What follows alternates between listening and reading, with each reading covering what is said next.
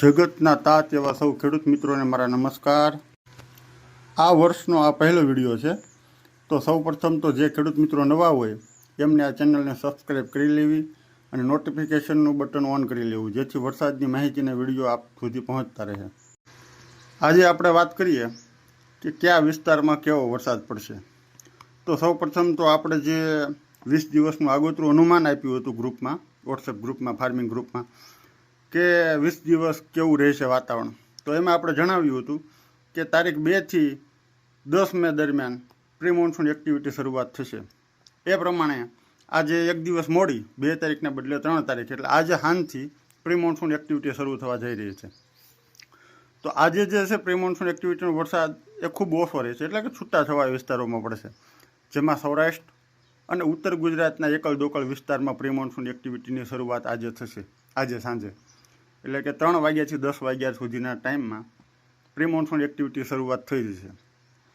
તો કાલેથી 4 તારીખથી વરસાદ અને વિસ્તારોમાં વધારો થશે, એટલે કે ઉત્તર ગુજરાત, કચ્છ, સૌરાષ્ટ્ર, મધ્ય ગુજરાત અને પૂર્વ ગુજરાતના વિસ્તારોમાં કાલથી વરસાદ કડાકા ભડાકા સાથે વરસાદની શરૂઆત થશે।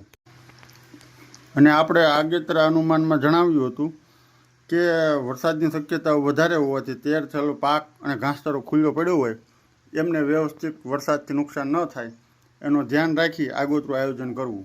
તો જે ખેડૂત મિત્રોએ આ આગોતરું આયોજન ન કર્યું હોય એને હજુ પણ ખુલ્લો પડેલો તૈયાર થયેલો પાક, ઘાસચારો એ નુકસાન ન થાય એ રીતે સાવચેતી રાખી અને વરસાદથી નુકસાન ન થાય એવું આયોજન હજી હાલ પણ કરી લેવું જોઈએ, કારણ કે ઘણા વિસ્તારોમાં મધ્યમથી ભારે વરસાદ થવાની પૂરેપૂરી શક્યતાઓ અત્યારે દેખાઈ રહી છે। કાલથી વરસાદનું જોર વધશે। આ વરસાદ મોટા ભાગે સાંજના સમયે પડતો હોય છે, જેમ કે 3 વાગ્યાના બપોર પછીના 3 વાગ્યાના ટાઈમથી રાતના 10 વાગ્યા સુધી પ્રી મોન્સૂન એક્ટિવિટીનું જોર વધારે રહેતું હોય છે। એટલે દિવસ દરમિયાન તડકો અને ખૂબ બધો બફારો થશે અને બપોર બાદ પ્રી મોન્સૂન એક્ટિવિટીની શરૂઆત થતી હોય છે, જેમાં ગાજવીજ અને પવન સાથે વરસાદની શરૂઆત થતી હોય છે। કાલથી વાત કરીએ વરસાદની, તો ઉત્તર ગુજરાત, સૌરાષ્ટ્ર, મધ્ય ગુજરાત અને પૂર્વ ગુજરાતમાં વરસાદનું જોર વધુ રહે છે। તો કોઈ વિસ્તારમાં સામાન્ય વરસાદ જોવા મળે છે અને ઘણા વિસ્તારોમાં ભારે વરસાદ પણ થશે। આ વરસાદ મુખ્યત્વે 5, 6, 7 તારીખમાં વરસાદનું જોર વધુ રહેશે। 8 તારીખથી વરસાદનું જોર થોડું ઘટશે। 9, 10 તારીખમાં છૂટાછવાયા ઝાપટા પડશે અને 11, 12 તારીખ સુધી પણ છૂટાછવાયા ઝાપટા ચાલુ રહી શકે। તો ખેડૂત મિત્રો, આ પ્રી મોન્સૂન એક્ટિવિટીનો વરસાદ હોવાથી સાવચેતી રાખવી, કારણ કે વીજળીના કડાકા ભડાકા અને ભારે પવન સાથે વરસાદ હોવાથી સાવચેતી રાખવી। આ વર્ષનું ચોમાસું ખૂબ જ સારું રહેશે। આ માવઠાની અસર કોઈ ચોમાસા ઉપર થવાની નથી, તો એકંદરે આ વરો સારું રહેશે। અને માવઠાની વાત કરવામાં આવે તો માવઠું લગભગ મોટાભાગના રાજ્યના મોટાભાગના વિસ્તારોમાં બધે માવઠું જોવા મળશે। વધારે માવઠાની અસર છે એ સૌરાષ્ટ્રમાં, મધ્ય ગુજરાતમાં અને ઉત્તર ગુજરાતમાં વધારે રહેશે।